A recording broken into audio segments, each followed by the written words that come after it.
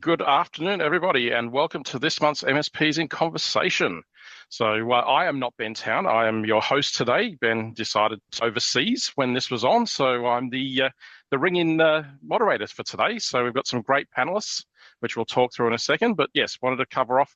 Today's topic is buy, build, or partner, how MSPs are growing through M&A, and not just M&A, how are they naturally growing as well. So again, we're excited to be joined by Alex, Matthew, and Natalia. Housekeeping, just so before we dive in, this session is going to be recorded. Zoom would have told you that to start with. You will be able to see this on kind of Spotify, podcast, Apple, YouTube, on the MSPs in Conversation website, etc. So there's plenty of places you will see this content after. I'm even told it's on Vimeo, so I can't forget that one. So this is going to be an interactive session, as most of the MSPs and Conversations have been over the years. So please throw any questions down into the webinar chat. We'll answer those as we can. There'll be a few times where we can answer those questions, or again, if the panelists keep that up like I do, and if you can answer any of those questions as we naturally go along, I'm more than happy to do that. So again, if any of you have had a bit of an M&A story or question, etc., drop it into the chat, and we'll try and cover that off as well. So without ado, let's get started. Let's welcome our panelists today. So can I get each of you for about 30 seconds to give us a little bit of background on you and your experience, etc. Alex, you've got the A start, so you can go first. And you're probably the youngest and the baby. So, yep, I'm hanging shit on you already. I was waiting for that. Thank you. Alex, CEO at A Corp Computers. We're your pretty standard MSP office in Sydney, Muswellbrook in the Hunter Valley, and now Newcastle through a recent acquisition. 16 staff, playing in that small to medium business space. So, yeah. Cool. Wonderful. Matthew, give us you've got a little bit of a different role now, but if you want to cover off on your past and where you are now. Yeah, that's right. So in a past life, obviously, tech by trade, worked at a disti for a couple of years. But then for the last 4.5, almost 5 years, working at OMGC and going along that journey, that huge journey of growth, a sale event and beyond. And then ventured out on my own late last year, started CSP Edge, helping MSPs really focus on getting the most out of that Microsoft partnership in terms of rebates and solutions partner designations, specializations, and everything in between. It's a bit of a dark art. I shouldn't have to exist, but through that complexity, that's where I bring the calm. So, yeah, thanks. And I don't know how you keep the calm with how slow the Microsoft Partner Portal is. Good call, yeah. It's a tough one. A lot of coffee, a lot of Valium, yeah. And Natalia, please introduce yourself. Yes, hello, I'm Natalia. I'm CEO at Third Mill. Business itself has been going for almost 30 years. We turn 30 next year, but I myself have been in this seat for about 12 years now. And we are, roughly 30-man team, 25 onshore, 5 offshore, specializing in particularly Microsoft and financial services as our kind of niche. 2 acquisitions in and some organic growth in between. I have certainly cut my chops on all the things you shouldn't do to grow. That's going to be fun to listen to shortly. Yes, wonderful. Well, thanks for sharing all, and a little bit about our sponsor for the show. So Hosted Network is a wholesale and cloud and telco provider for MSPs. They started as an MSP back then, way back when, and today 100% wholesale. So they only go through the channel and only go through MSPs. So they don't deal with any customers or any of your customers directly. They understand the challenges you're facing because, again, entirely a feedback-driven organization. Everything they've been shaped is by over 300 partners they work with. So they also like to get shit done. So yes, we say it that way. That is one of their core values. Delivering cloud and telco services the way it should be for MSPs. So simple, easy, no margin burn. And with that, I'm going to stop sharing, and we're going to get into the conversation. So let me see. Hopefully stop share, and I'm doing this right. Okay, cool. Alrighty. So again, some of the topics today are going to be around building and buying MSPs and getting ready for sale, any of those types of pieces, as a lot of people are here for. But I actually want to start off with a slightly different question, and throwing out all the panelists on on the fire just as we do, so that's great. So I want to talk about how have you built your MSP. So yes, we know that again, at least two of you have done acquisitions. Matt, I think you may have had a little bit, but again, you've gone through a sell. So I'd love to. We'll talk about those shortly. But as I said, I want to understand how you've actually built your MSP over the years to where you've come from now. So Natalia, let's start with you if you can. What are the key things you've learnt? How have you done it? What's worked? What hasn't worked? Rather than give outright advice, I will share my experience with this, and people can take what they will. So obviously, early years was very much just getting my feet under the desk. I didn't come from a technical background, and so growing the MVP was very much waiting in the dark. And so I call those the kind of the Middle Ages, the Dark Ages. Not much growth. And you could tell why, because I was really just trying to keep the ship steady and turn us back to profitability after I inherited the business. But then that kind of the next wave was very much organic growth driven by cloud and then cyber. So I think understanding the market shifts and gearing the business towards that, I inherited a break fix shop. And so there was a lot of just natural sales to happen in shifting our customers to the cloud and transitioning everyone into recurring services. And honestly, it was just the fuel that took us through that what I would loosely call 2.5 to sort of 3.5 mil sort of range. So slow grinding growth, like it was a grind, but following the market trends allowed us to kind of accelerate through those years. The next wave was fueled by more networking with peer groups within the industry and actually understanding and accelerating that growth through learning much faster what other people had done rather than trying it yourself. And so I found those years where we kind of, went on that cloud journey, it was very much me working it out as I went along. Once I got involved in the peer networks, that growth accelerated because I wasn't reinventing the wheel, basically. But I was ambitious. I saw that a lot of the MSPs that were growing really fast were doing the naughty M word or the A word, the merger or acquisition. And I went, I want to keep that. And so this last kind of few years has been fueled by that. But I kind of did the grind. I did the slightly more accelerated organic growth through learning from peers, and then felt like I had enough knowledge and enough of a stable business underneath me to kind of attempt the M&A journey. And that's certainly what's fueled us up until this point. So hence, almost 3-4 distinct stages there, from dark ages through to the shaky revolution I've got going now. There's going to be a good story in that a little bit later. Matthew, give us a bit of history around again from your days at ONGC and how you helped build that. Yeah, absolutely. Look, it was a massive team effort over we'll say like the 4-year journey from when we started. We focused on organic growth year on year. We were roughly around 30 to 35% growth year on year. We invested heavily into like a strong sales team. But I think what was like the rocket fuel, having Steve Dawson at the head as the CEO, he has an incredible work ethic that kind of bred throughout the business, but also having that a framework. So we chose EOS. And when I started, we had just implemented that. We were also part of a peer group, so IT Nation Evolve as well. And I think being able to learn from others' mistakes, and Natalie's so well put, you learn so much from them, right? So being able to learn from 10 or so other businesses' mistakes and avoiding those pitfalls yourself kind of enabled us to have the courage to just put it out there, have these kind of big, hairy, audacious goals and have that growth. It didn't come without its battle scars, and there's probably things looking back. Would I have done things differently? Absolutely, probably would have been to a different outcome. But I think it's probably underestimated the amount of effort and years and time away from your family and friends and stuff that you have to put in to get that kind of growth. And I'm not saying 30% year on year is like amazing. Like for us, we were incredibly grateful and happy of that achievement, but it definitely meant, burning the candle on both ends quite a lot. And was a lot of that growth coming through marketing, or how were you? Was it growth of the existing customer base? How were you actually getting that growth? Yeah, that's a great question, and we invested pretty heavily into marketing as well, just for that, not only external to net new, but also nurturing our existing customers and exploring that white space.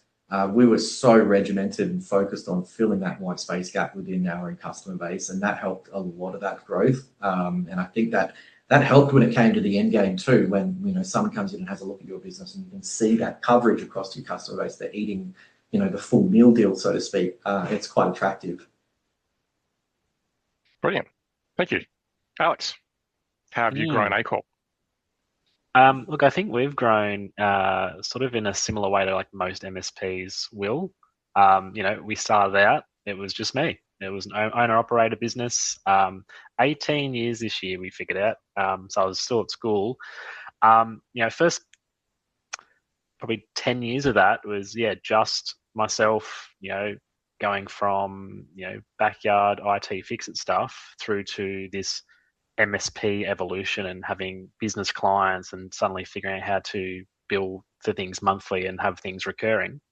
2016, 2017 was probably our pivot. We had one person come on board, then we had two, and then we had 3 or 4 staff. And we were 3 or 4 for quite a while. COVID obviously happened, and it was actually a great time of growth for most IT providers, I think, realistically. I just looked back to confirm we did 102% growth in 2022, and we spent the next year and a half literally playing catch up because it was just so unbelievably unsustainable. It wasn't funny. And I think the interesting part about that is we didn't really have a plan for those, from when I was 12, 13 years old through to building a business as a 22-year-old. There was little plan in that in those initial years. It was, again, like a lot of MSPs and IT guys do. It's just helping out the customers, whatever comes your way. Anything with a heartbeat and a wallet was pretty good. So it was a huge effort. And look, the last sort of 6 to 8 years has been a bit more focused and a bit more process driven. Now that we've got the people to do that, I'm not a process person. That's not me. So now we've got the team to help with that. That's So last few years, stable. Anywhere from sort of 15 to 25% growth year on year for the last few years has been pretty stable for us as we're growing slowly. Nice. Okay, well, thank you. And look, that's good to get an idea of how you've grown from a natural perspective through marketing, etc. And then obviously we're going to talk a little bit about the buying and the other sides of this today, merging if needed. So look, again, if you think about it, the market's never been more active at the moment from, again, the private equity guys rolling things up. There's been strategic acquirers hunting for specialist capabilities. And a lot of MSP owners are having serious conversations about exits for the first time. Again, we had a budget change last week or whatnot, which I'm sure a few people are thinking whether they should get out before June 30 next year. That's probably a slightly different conversation than this one, but I think a lot of MSPs aren't ready for either side of the table. So let's get a little bit more into that. So look, Natalia, let's throw a question out to you. Again, the M&A's been heating up. You've now done a couple. What do you think's driving that acceleration? Is it succession? Is it private equity money? Is it something else entirely? I think private equity money is creating competition for sure. But I don't necessarily think it's the source of it. I think that there's I think at that end of town, a lot of people recognizing the value in an IT services businesses because of the underlying recurring revenue. Like that, there's less love for that kind of SaaS revenue multiplier, angel darling. Maybe there'll be profit, maybe there won't be. Model, and now a lot more love for kind of stable recurring revenue businesses, and people have gone, actually, holy crap, here's an industry that's kind of been largely underserviced by private equity and now is ripe for the taking. And so I think we're certainly riding that wave, and it's creating a lot of noise in the market. But I have seen a lot of transactions not involving private equity as people do, people like myself looking for growth, and recognizing that, there's a really long sales cycle right at the moment to acquire customers, particularly in that mid-market, but all up and down the chain. And that cycle's only getting longer as the needs of our customers are evolving so much. And if you've got the infrastructure to be able to just bolt on customers and you've got a great process around it, acquiring makes a lot of sense in our industry, because you really just are bringing on and accelerating your customers without having to go through that painful long sales cycle to wine and dine and nurture a customer and beg them to come over and all the things that we've suffered, right? So I think that there's a natural fit for our industry to be able to bolt on. It's not like it's depending on the nature, of course, of the acquisition, but that's where, you kind of got to do due diligence in advance. And then I think that separately there is this recognition, in the liquidity in the markets that we are a valuable target, and the two forces are at play. But you often don't see kind of MSP buying MSP necessarily competing with private equity. You're kind of either going for one or the other, depending on the nature of the seller and the buyer. And it fundamentally, I'll never forget, I think it was Josh Goodman that told me that M&A is a lot just like BD. It's just a lot about relationships. And that's true in terms of finding people you want to buy and sell to, and in terms of how the deal closes and how it ultimately ends up. It's really a transaction, a relationship, and it is from the beginning. And so if you treat it like that, then it becomes a lot more people-centric rather than numbers-driven. There was a little idea that floated around the industry a few years ago, and that was Tinder for MSPs. Yeah. Matchmaking.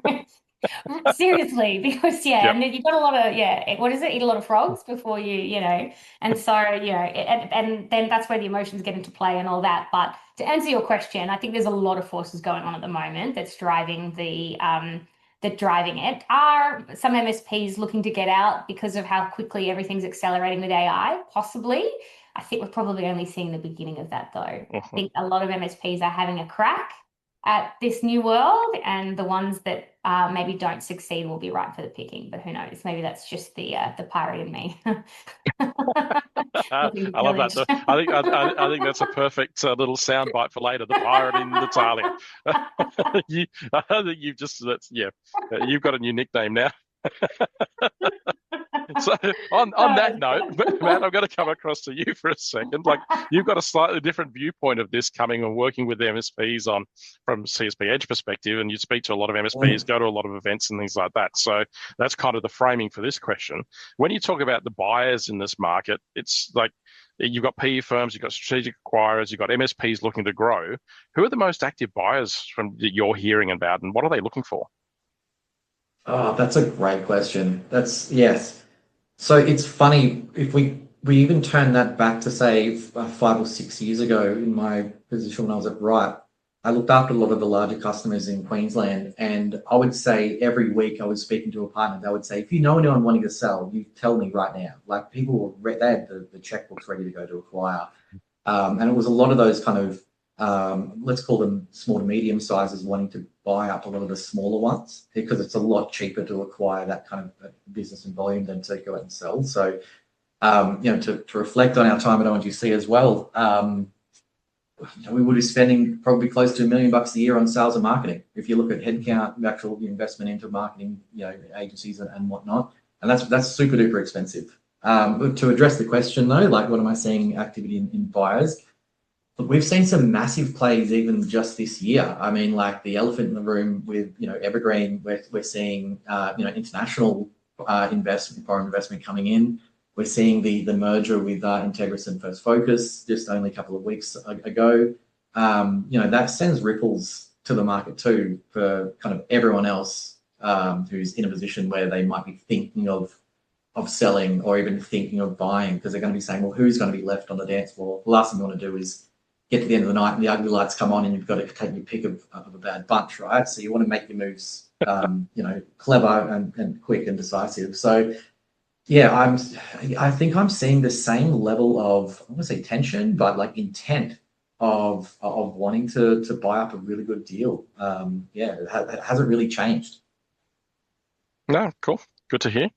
Alex, are you seeing MSPs being approached unsolicited? Are people knocking on your door all the time? And again, not just you, this is going to be all of you. And are owners proactively going to market? Does it matter which way it happens? Unsolicited, no. And I think it's important. So obviously, I'm in a peer group, or and talk with people in the industry quite a lot. And I think, back to what Matt was saying before, I was talking to a vendor yesterday, and they literally said, "Oh, congrats on your acquisition, by the way. Oh, do you want to get another one? Because I just had a partner tell us they're looking to sell.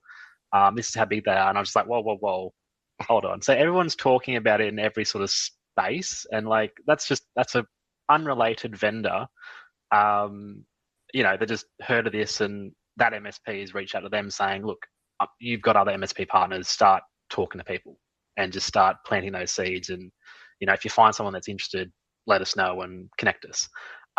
So it really is talk of the town. But on the same note, I know several MSPs we've been chatting to recently that aren't interested in selling at all, and mainly because their view on that is most MSPs are not going to get the money they're wanting at their current scale and size, and it may very well be more profitable short and long term to just keep the business running efficiently, and then even look at potential around putting in managers or executive, right? And that's a different kettle of fish, but it's interesting conversations that are being had, because I think everyone's just talking about buying and selling and buying and selling. And it's all everyone's talking about, to be honest. It's not a lot of people are talking about the growth and the keeping things running. Yeah, that's what we're seeing at the moment. Well, I think people talking a lot about acquisitions because it can be an easier form of growth. If you, again, Natalia said a little earlier about how long it's taking the sales cycle now, and it's again, Matt, you talked about having a $1 million sales and marketing, including team, external advisors, external agencies. That's a hell of a lot of money to spend every single year. And then if you look at the cost of acquisition, that's why, again, in some instances, people say, well, just go and acquire, as long as they've got the target customers where you need. So, yeah. Natalia, quick one back for you.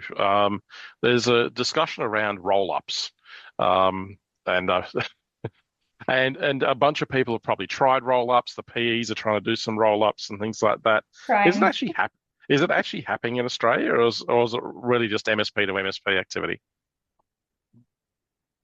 It's still being talked about, for sure. I think it's still the shiny light that a lot of MSPs are looking for. I'm seeing it now shift from like multiple MSPs come together to more of a potentially a lead MSP and multiple kind of coming in at once sort of thing, but really fundamentally having like a single entity at the top rather than more of a sort of partnership roll up, which is probably what was talked about in the past. I think it's interestingly, I'm seeing evidence of it being PE backed as well, potentially looking at evergreen model and trying to compete against that in a way that's a bit more accelerated. Is it in terms of the actual activity, I've only seen kind of MSP to MSP and the private equity for like buying out. I haven't seen much success in the roll-up space, but is it still being talked about? Certainly, yes. Lots of talk. Whether how successful is another discussion. And you probably could have asked me that question 5 years ago and it would have been the same answer, right? So I think that the proof is in, what really ends up, commercializing, and fundamentally, the straight MA, one to one, or PE coming in and purchasing still seems to be the one that executes. That seems to be the one that executes. Mm-hmm. So we've got a potential, a little question out to the audience now. I know that, again, the question that I have here is drop a 1 in the chat if you ever seriously consider selling, drop a 2 in the chat if you thought about acquiring another business, or 3 if you've never really explored either. Now, I know in these things, very few people are ever going to say that they're considering selling, because then everyone else jumps on them. So we know that's often not the case. But yes, if you want to throw it in the chat window, if you consider doing any of those. While we do that, I'll segue across into positioning your MSP for sale. Like it's, again, both buy side, sell side. So what are some of the things that we need to do to prepare before? So if you were, again, probably Alex, I'll throw this to you because it's going to be interesting from the other side. If you're advising an MSP owner who wants to be acquisition ready, say in 12 to 18 months' time, what's the first thing you tell them to fix? Documentation. Make sure everything is like your processes are ready, I guess. So look, I'll just put this question into my perspective, actually, because we're not looking obviously selling at the moment, but we're constantly working on ensuring our processes are 100% where they should be for our client base. And I think if they are repeatable, easy to follow from both a sales and a service perspective, that's going to make your business really palatable for anyone looking to either PE or another MSP or even a roll-up. Because maybe in a roll-up, for example, if you've got the best processes, they could be very easily put across multiple MSPs as they're rolled up, right? I think it's one of the most important things. It's something, to be honest, that our processes and procedures aren't the best. I don't think anyone's ever are the best and 100%. It's a constant evolution and constantly working on them. But if you're seriously considering selling, that's going to be one of the key parts right there. Finances are always important. Make sure you got your dollars right. But if you're making good EBIT without and just sort of everything's inside the owner's head, or in a key person creating some risk in the organization, it's going to be a little more difficult to integrate that business. Good answer, thank you. Matt, I'm going to throw across to you. What are some of the basic things MSP owners should have in order before they even start seriously thinking about selling or even merging? Please have a clean balance sheet. Forget the finances. Having that in order makes it so much easier when it comes time for financial due diligence. Any acquirer worth their salt, they're going to put their best resources on just making sure there's not a fire under the hood. So making sure your P&L that's really well presented and clean for at least 3 or 4 years. But yeah, it's just having a clean balance sheet as well is super duper important. Coming from experience of even having things you just need to tidy up, it just draws out the whole experience of due diligence, which you'd want to avoid. No, definitely. Nat, I'm going to come across to you. Valuation is where a lot of deals fall apart. MSP owners down here in Australia and New Zealand hear US multiples and thinks that's what their business is worth. What's a realistic valuation framework for an Australian MSP or Australian New Zealand MSP? Yeah, great question. And there's definitely a conversation around what the buyer thinks it's worth versus what the seller thinks it's worth. I think that there's so many factors at play, and honestly, it's funny you asking me that question because you're basically on it. This is so cool, asking all the questions and not having to answer them. The master exceeds the student. No, but look, I mean, the short answer is it can be anywhere between 2 and 5, right? In that sort of 2 to 10 mil range, right? Now, if you're sort of at that lower, 1 mil range, the multiple goes down. As you climb up the curve, the multiple gets higher, all those obvious pieces. And there's lots of things that go into it. I think there's probably, aside from the obvious that you can get from any presentation that the wonderful, Ryan here does, which is phenomenal. I think that the question that people don't ask themselves is, what are you willing to pay for it, and what's the risk, right, of not achieving? How many years payback do you want? I bootstrapped my 2 acquisitions, and so I had to just go, what am I willing to pay, and how long am I willing to wait to get that money back? And fundamentally, when that number got small enough that I was comfortable with the risk, even modeling out, churn and all that sort of stuff, I went, this is a good outcome. And where you go, but there's risk to that ROI and that return on investment, then what are the things that you can do to reduce that risk and carve out a portion of it associated with that risk factor? So for me, in my instances, churn and customer churn was a big one. So I pulled out a large number of what I was willing to pay and tied it to that risk. And ultimately, I didn't pay that amount at all. I only paid the smaller amount, which was acceptable for my risk appetite. So I think that's, multiples aside, I think that there is an aspect of gut here, particularly as the buyer, that you need to trust and understand what your willingness to pay is, and before you see $1 of that money back, and what the risk factors are to that payout, so that you can hedge your bets as much as possible. That would be the one thing I would say that's hopefully slightly different to what maybe everyone else has heard before. No, that's cool. And how many, if you put a gut feel on it, how many deals do you think would fall apart because just the buyer and seller are just too far apart? Or do you think eventually most of them come to a common ground? No, not even close to most. I would say for every 10 conversations, one or two actually end up anywhere near the right price. And then even then, maybe only one of those actually then ends up being sold because a bunch of other stuff happens along the way. We closed in on price pretty quickly. I'd had 8 painful conversations and had learned my lesson the hard way that getting that number on the table and getting alignment quickly was really important. A fast no, and I've learned that in sales as well. And so I think getting alignment on that number, I'd almost do that before anything else because then you're saving yourself a lot of heartache along the way. But once there's alignment on that number, yeah, a host of other things can go wrong, but they're a lot more in your control and a lot more negotiable, particularly over, with assistance from kind of lawyers. Whereas the number, no lawyer's going to sit there and give you guidance, legal guidance around it. They can help you draft clauses against those risks I spoke about, but they're not going to help you close that gap. So I would say be prepared to have lots of conversations, be prepared to most of them to end in failure. Don't get emotionally attached to any one and get a fast no or a fast yes on that gap really quickly, and you'll save yourself a lot of heartache. I love the emotional attachment there. That's a lot of times, and the false economy in some of those. Yes, learn the hard way. Yeah. Okay, I've got to throw a question to all of you on this one, so I'd like each of you to answer it, and it's going to be funny. Again, the different version of the answers. So, how important are well-written and signed customer contracts, terms, even supplier agreements? Matt, start with you. Yeah, thanks. Honestly, it was one of the things that we were so lucky we had in order when we did go through that sale event.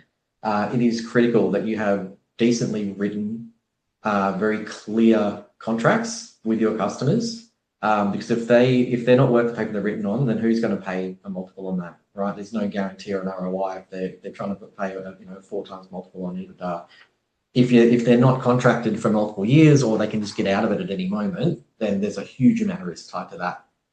And then same with your vendors as well. I mean, making sure you've got clear terms around lines of credit. They're in good standing.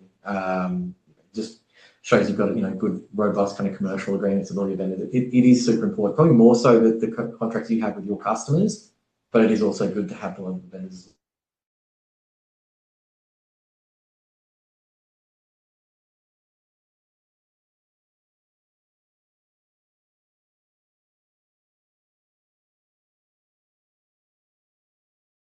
Dictates an MSP's value at the moment. I think everyone's looking for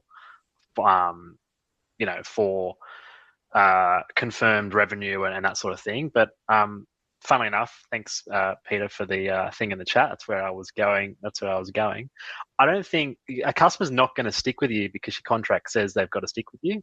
And that's we've got contracts in place, but I'm pretty open that if we are not doing a good job, good luck me sticking you to a contract to stick with us through another 2 years or 1 year, whatever that is.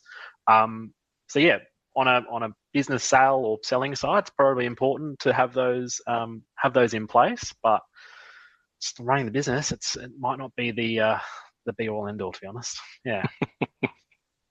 It's a fine line between contractual stuff and what you're doing. Natalia, any different thoughts than that? Happy if no, you want to rebuff I'm giggling because I agree. But also my good friend Peter on the call has commented that, if you do a good job, you don't lose the customer. And I'm a big proponent of that. Full disclosure, my recent acquisition was a full month-to-month contracts, and I didn't bat an eyelid because I feel... And I think contracts are important to some people. They live in that world. They want to sign the 12, 24 months with blood, and I get it. And for some buyers, that's important. And so if you're on the sell side, what Matthew said is absolutely important. You want to open yourself to as many buyers as possible. Some buyers will care about contracts. Don't close the doors to those by having shitty contracts, right? Oops, sorry. I knew I was going to be the first one to swear. But on the flip side, you as in the terms of the way that you operate your business also need to come to terms with, and if you're looking to buy, what you're willing to accept. And this is just another risk factor that I feel confident that I can continue to hold and deliver a good service to these customers in such that, I'll minimize churn. And that has largely been true. So, and hence the month-to-month contract was not relevant. But Yeah, I think it just depends. It also depends very much on the share versus the asset sale kind of things. And I don't want to get technical about it, but that does also change a lot. Vendor side, like I just had to re-sign all the vendor contracts because it was a business sale. I wasn't acquiring the business, like the actual shares itself. And so his vendor contracts didn't matter much, to be honest, because it all had to get re-signed when it jumped over the fence anyway. So a lot of things come into play, but do some people care about contracts? Absolutely. Is that perhaps going to get less and less over time? Probably. I also challenge, and I'll throw this back just for a second to Matt, or to anyone on the panel to be here, is the higher the multiple, though, do you think people would actually care more about the contracts? So if you're down at a 2 or a 3 on the actual multiple versus a 5 or a 6 on the multiple, I think there might be a difference in opinion on the value of the contracts then. Yeah, look, let's just pretend it's your money. You're coming in, you want to spend $10 million, and then you come across an MSP and 80% of their revenue comes from 20% of the customers that aren't on a contract. And look, we've lost plenty of good customers that we were doing great service to because they got acquired. And guess what? The company that acquired them had an IT department, or they had another MSP that they wanted to use. And it was heartbreaking that they didn't want to go, but it's not their call. So I think protecting, it's your asset. When you're going to sell it, you got to show the buyer that they're going to get a return on that investment. And we're talking big money here. And look, I totally agree with what Peter's saying and Alex as well. If you're doing a good job, your NPS scores come back, everyone's happy, and it's more likely you're going to have those conversations with those buyers that have a lower appetite for that sort of risk. But yeah, look, when you're talking a lot of money, you definitely want to see there's no emotion in it. There's no amount of smiley face, customer scores that are going to get across the line when you're looking at those kind of millions of dollars. I'd also challenge, I think there's a hell of a lot of emotion in it that people don't want to talk about. You just drink that away. Yeah. It's fine. Yeah. That's right. Someone's got to tell someone that the baby's ugly, and that is just part of the job. And that's where the carve-out, arrangements work, though, right? Like if 80% of the revenue is coming from 20% of the risk, if 80% of the revenue is coming from 20% of the customers, like that's not a contract risk, that's a customer risk. And there, you then have to get creative in terms of the way that you structure the deal as well. And I think most risks, you can create a mitigating factor on the other side by structuring the deal in a certain way where you're making that risk clear and associating part of the purchase price with it. The challenge is then that, the risk then gets carved out equally between both parties or falls back on the seller, right? And so if you don't want to carry that risk going forward as the seller, absolutely get your contracts in order. You're not going to have to table that as a risk. Yeah. Okay, a quick question to the attendees and to the chat. If a buyer was looking at your business tomorrow, what is the one thing that you'd need to clean up first? So be honest, because you can. Anyone can make something up, but yes, what was the first thing you'd need to clean up in your business? So drop that in the chat. So let's segue again into the next topic, and that's acquiring as a growth strategy. So again, most of you have done this on this call. So if you think, now I'm going to start with you. For MSPs thinking about acquiring rather than being acquired, how do you actually find targets? Are you cold approaching? Are you working within your peer network or other peer networks, or using brokers? What's worked? This is for me, right? Yes. Yeah. Back to that comment I made earlier about it's business development. It is business development.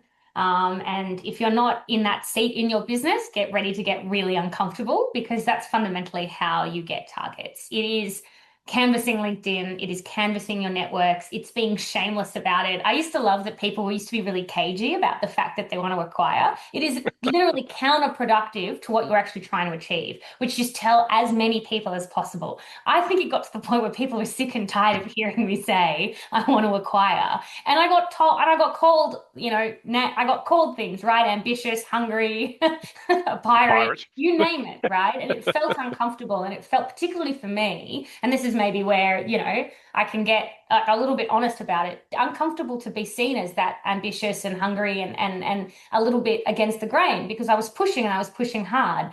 But did everyone eventually work out that I was trying to buy? Yes. Did one of those people eventually introduce me to the business I eventually bought, or one of them? Yes. And in fact, the other one came through a staff member because I actually shared with the team, hey guys, this is the strategy and this is what I want to do. And so shout it from the rooftops and get really uncomfortable about it and get ready to and for me, the other thing was also getting serious about the events that I attended and where I was at. I stopped going to the fancy, great junkets and conferences that the industry is famous for because wasn't where my targets were. I had to start to go to the events where I knew my targets were, and it was a different room. And so those sacrifices, that discomfort, and that vulnerability about being honest with what you were the things that ultimately changed the game for me, not some magic strategy or some magic handshake deal. So I couldn't be more kind of vocal about this, and more than happy to chat to anyone else struggling with this, but it was an uncomfortable process for me. No, good. That's it's valid. It is so true, and that's kind of what it is. Alex, I'm actually going to let you answer the same question. Well, yeah, tell people, obviously. Now, as from my phone conversation yesterday with a vendor, like this is what I'm saying. Everyone's talking about it. Look, interestingly enough, we weren't really looking at that. When our opportunity came across recently for an acquisition, it's one of those things where we, again, like a lot of MSPs, probably thought about it, do the pros and cons, you weigh it up, and you come back to it later. Sort of thing. And then obviously Ryan brought us a opportunity, right? So importance of your network is probably one of the most key things. So yeah, there's people that are going to be out there telling you there are MSPs for sale. If you're interested, start listening. We were interested, so we listened and we went through a process, and that's where we are today, right? So yeah, definitely, your network is really key. Much like what Natalia said around business development and doing the same thing you're doing with sales in your own business. Yeah, talk to people, understand, if they're looking to sell, why they're looking to sell, what's their business like, is it a good fit for you? Just start asking those questions, and I think everything does kind of fall naturally if you're actively looking. Totally agree. Matt, I'm going to come over to you. Everyone talks about it, but the hard part is what happens after. So what's the number one integration mistake you think first-time buyers might hit or might make? First-time buyers. Oh, I mean, I can say from a seller, the biggest thing is, what are you going to do as a leader, as an equity holder in the business? What is your role post-sale? You might have an earnout, so you've got to commit to a certain amount of time to actually produce, an ROI on a certain part of the sale. But ultimately, you really should have a game plan or an idea of what you want to do and be after that as well. That was something I had to face myself. I'm fairly young. I only just turned 40, so there's not like I could retire on the amount of money I made, and nor would I want to. I'd still have a few years left, but I remember sitting at my desk after a certain amount of time and thinking, you know what, it kind of feels like I've got the end of the movie, the credits are rolling, and I'm still sitting in the cinema, and I'm like, what am I doing here? Like, I've watched the movie, I watched it to the end, but I'm sitting here just reading the names as they scroll up. I should get up out of this seat and let someone else have a go now. And that's really what led to the decision of actually going, you know what, I've finished my karmic cycle with ONGC, and it's time for me to depart. And I think it's better to make that choice on your terms early than get to the whole, you either die the hero or live long enough to become the villain. So go out the hero. Like that. So it was a bit different. I'm actually going to throw Alex and Natalia both under the bus on this one. What is the thing that you both learnt possibly the hard way, or what are some of the mistakes you're willing to admit on the webinar of when you did your first acquisitions? Who wants to go first? To be specific, what's the biggest integration mistake so far? Yeah, I was going to say, it's always afterwards, right? Probably not pre-planning well enough and making it clear or carving out. Like I thought I had a lot of capacity in my team to absorb what needed to be absorbed, but I probably underestimated the effort, not just time-wise. It didn't actually end up being a time thing. It was a lack of focus and a distraction thing. And like while I am well versed at chasing shiny objects and juggling multiple balls, the reality was my team did not have that skill set. And so once I threw more balls in, and they started juggling, they were less equipped. And so I was hearing words like overwhelm and lack of focus and distraction and too many things going on. And it took a while for me to realize what was going on. Like it wasn't, and you can have all the capacity in the team that you want going into the acquisition. It doesn't change the fact that these things are a distraction. They do rattle, and you can see in our scorecard the numbers took a hit for a couple of months while the key people in key seats got distracted, and it took us a while to get them back on track. Like there's literally like a red block in our EOS scorecard when the peak of the acquisition happened. So I think it's just, be prepared for the flow-on impacts even outside of the acquisition and that lack of focus and distraction in the team, and get them ready for it, get them trained, have a strong middle management that can really look after and step up while the key people are off doing what they need to do in the acquisition. That would be the one I would call out. Thanks, Nat. Alex, are you willing to admit anything? Oh yeah, look, lots of things. Look, and in full transparency, we are at week 8, right, of our first acquisition. So everything's pretty fresh at the moment. And look, again, what Ty said, processes and having things in place, and a proper plan is really important. We had a plan. So many things I would change now. What I am doing is keeping a list of all the things to remember if we do it again. Because you don't want like in anything, you don't want to make the same mistakes twice. Well, you might, but maybe not a third time or a fourth time. So keeping a list of everything we're doing now. I think the biggest thing is it's going to depend on where your business is at in terms of what your current challenges are, because there's always going to be challenges no matter how good the business is, how big it is, how it's firing.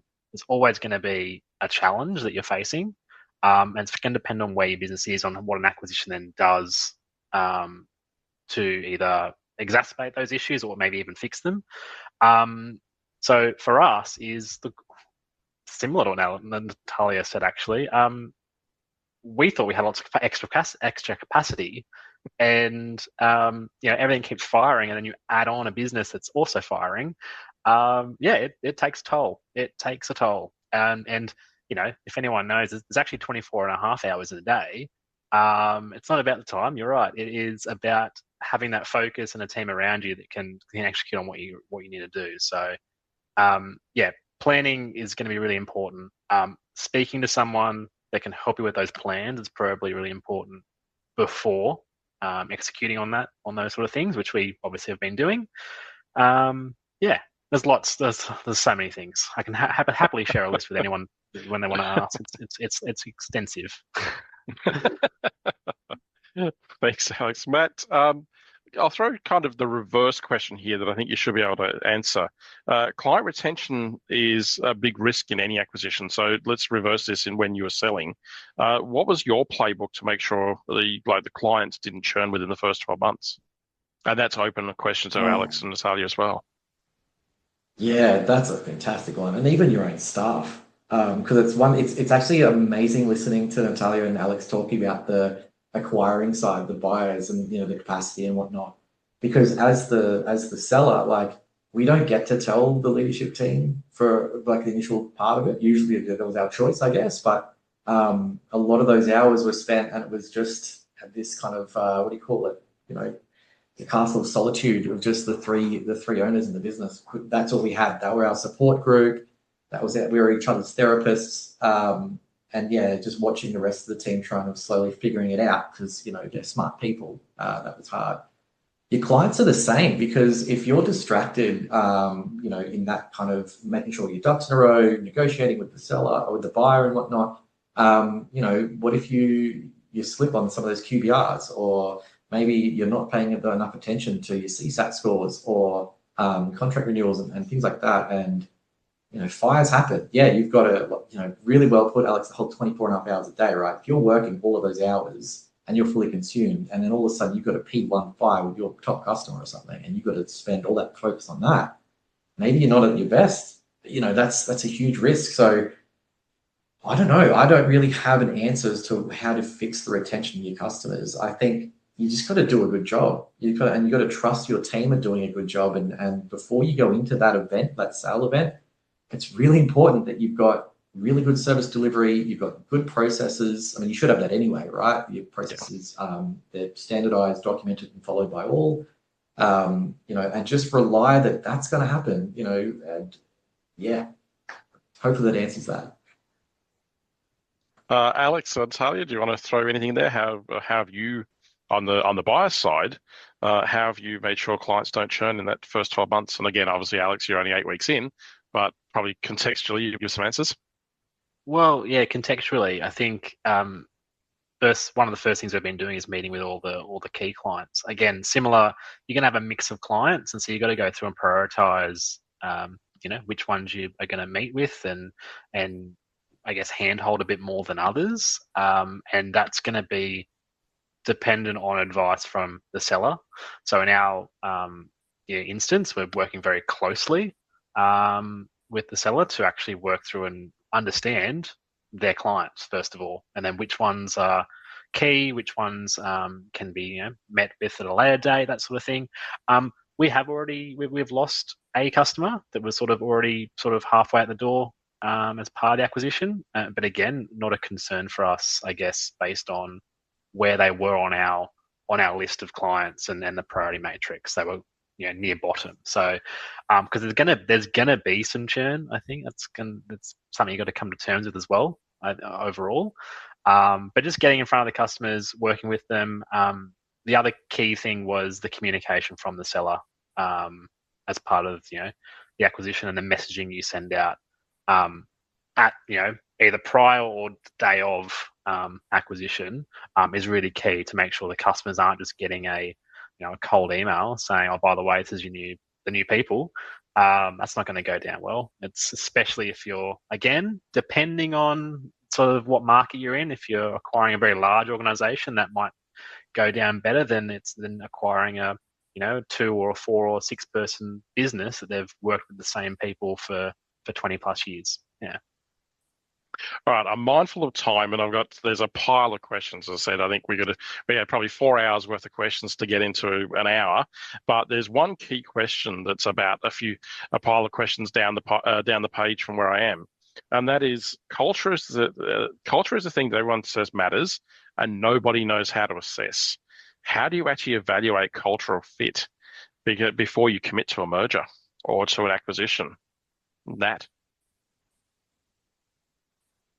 I think I go back to the commentary I made around so much of this is built on relationships and people rather than numbers and dollars. And I think you can model the hell out of whatever it is that you like, and no plan will survive first contact with the enemy, because you kind of end up with people involved. And so I've got a couple of interesting stories around this one. I think first of all is I think that at the buyer and seller level, you tend to have certain conversations in a certain relationship, and that needs to work. You kind of need to be able to have conflict and resolve it and work through things together. And so you need to be able to have some level of ability to work with them. And if that falls over during negotiation, first of all, you're unlikely to complete. But second of all, that's usually a massive red flag, because stuff will come up afterwards and during that transition period. I had a 4-month transition window that I've now just finished, and it came up a lot, and we had to navigate through some pieces during that. I think the thing that I missed was that beyond that next level, that there is a team underneath you that is not having the conversations that you're having and are going to have to work together. And so there was this next level that perhaps didn't have as much of that cultural fit, perhaps. And it was less relevant because the parties at play weren't going to have to like work together for long, but it certainly reared its ugly head and made transition really challenging for a bunch of different reasons. And then I think there's the next level down, which is the team itself and the culture and what you would ostensibly call the culture of the business, which then has to fit because you guys are like, that is a longer term marriage, right? And that is something that does need to last. I don't think it matters so much if the culture is different. I think the cultures need to be compatible, which is different. And I think particularly where you're inheriting staff and their managers or their direct, that they're are going away, the people you're replacing them with need to match culturally. And so in our instance, we bought a largely offshore team, and that was a very different culture for us, right? Like there was a lot of emojis that we were not used to. We just weren't used to communicating in emojis. And as it turns out, this offshore team, and in fact, offshore in general, love a good emoji. And we had serious transition meetings where we were talking about the use of emojis. And that became one of a critical recurring factor in these transition planning meetings that I didn't think we were going to be tabled as these significant things. And so, and not underestimating that as a key piece. And so in the end, it made sense that that team's direct reporting manager then became an offshore person that was a better cultural fit than anyone we had to offer because we were not as versed in their nuances. And that person has now become the translator between that team and our team. So, and that was just how it fit for us because we kept it quite separate. So I don't always aim for like exact cultural fit, but I think people and people have to fit. And so the relationships and where people work together, you have to understand, how to keep people motivated and engaged. And sometimes that does mean, different managers or a different structure or a different reporting line, even temporarily, so that people feel comfortable and feel like the change isn't as stark. Because if you replace a manager that's big on emojis with someone that's a little more stoic, it doesn't work, believe it or not. And these are the things that people care about. Find someone fluent in emojis. Yeah. Matt, from your side on the sales side, how was the culture managed? And again, probably 30 seconds at most. Look, if we could use a movie reference, it's definitely, what is it, Django. Leonardo DiCaprio always says, if you've got a good number, right, say this, the bioeconomic number, a good number, yeah, you've got my interest. But the cultural alignment, that's when you've got my attention. Because you get offers all the time, and there's throwing numbers here. I'm not trying to say you get offers all the time, but, the interest is there. But I think when we found our buyer that aligns so closely with our culture and how we like to actually hold ourselves, we're like, oh no, we can actually have a discussion now. We can talk about what next steps looks like. I think that's for us at least, our own lived experience was a huge gate for the next step in that process. All right, final question. Sorry, Alex. I will start with you with the final question. If there's one thing every MSP owner should do in the next 12 months or in this year to be better prepared for M&A, whether it's buying, selling, and we didn't even get to the topic of merging, what is it? Let's start with Alex. Oh, geez, I don't know. Just do what you're doing. Just do what you're doing really well. I think just make sure you've got the team, the people, and the processes around you as good as they can be. They're never going to be perfect, but if you can get them as good as you see fit, I think that's the best thing you can do. Natalia? I think if you're trying to buy, the founder or the CEO has to be out of the business. I think you cannot have an operational seat and try and tackle an acquisition or an M&A. And I think if you're selling, work out who you want to sell to and what they value, right? And build your business around that. Any last comment, Matt? Yeah, I think echoing exactly what Alec was saying, is just keep doing what you're doing and do it well. Make sure that you're living your values, you're serving your customers. At the end of the day, it's a customer service business. It just so happens to be in technology, right? And speaking to Natalia's point as well, it is a BDM role. Like your CEO should be out there selling the business like full time. And you could have the best product in the world, but if no one knows about it, you're not going to be able to sell or even have the opportunity to talk to the right people. So I think the experience in the room here between Alex and Natalia is amazing. I feel honored to even be in the same room with these guys. So yeah, that's the best advice. Brilliant. And I'm going to bring us back to here. So, guys, we're at time. It's been fantastic. So, thank you for that. Again, as I said, we've got piles of questions we didn't even get to. Just so everyone's aware, this will be recorded. It was recorded. It's going to be shared around. It'll be on the MSPs in Conversation website, on the YouTube channel, etc. There'll also be, I'm sure, Hosted Network will send out a notice about a link to those recordings. A quick plug. For those that are around. Hosted Network's going in person. So a bunch of really good vendors have come together and are running their own first conference. So it's called Catalyst. It's a one-day single track. There's no vendor talk. It's all MSPs talking to MSPs.